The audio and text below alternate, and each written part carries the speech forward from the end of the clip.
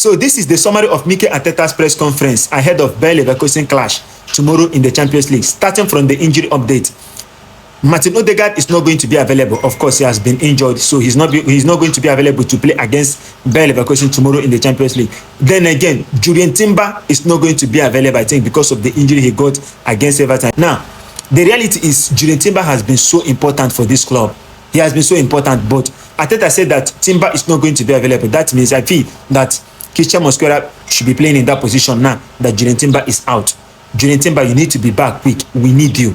And Mikel Arteta was also asked if Julian Timber is going to be available to play in the finals that is coming up against Manchester City in the Carabao Cup. Arteta said that he's not sure. The injury is a matter of days. Then also, if you look at the final is also a matter of days. So he's not sure whether Julian Timber will be available to play or not. It depends on how the player progress on his injury.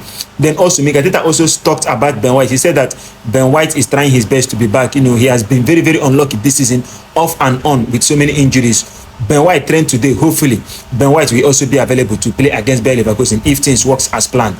And again, Mikel Arteta was also asked about Mavropoulos, former Arsenal player that played against Manchester City. He scored, former Arsenal defender. So they said that Mavropoulos did Arsenal a huge favor by scoring that goal against Manchester City, you know, stopping Manchester City from winning that game against West Ham. Arteta said that yes, he loved the performance, he loved the way Mavropoulos is currently playing, and he wished him well, and he also wished well to other players that have already left Arsenal. Arteta was also asked about the title race. He said that the pressure is there, but the will to win it increase day by day. So they have to focus. They have to make sure they go on and win it because they have been in this position before. They are also happy to see Arsenal in this position. What they have to do is to focus and make sure they win the league.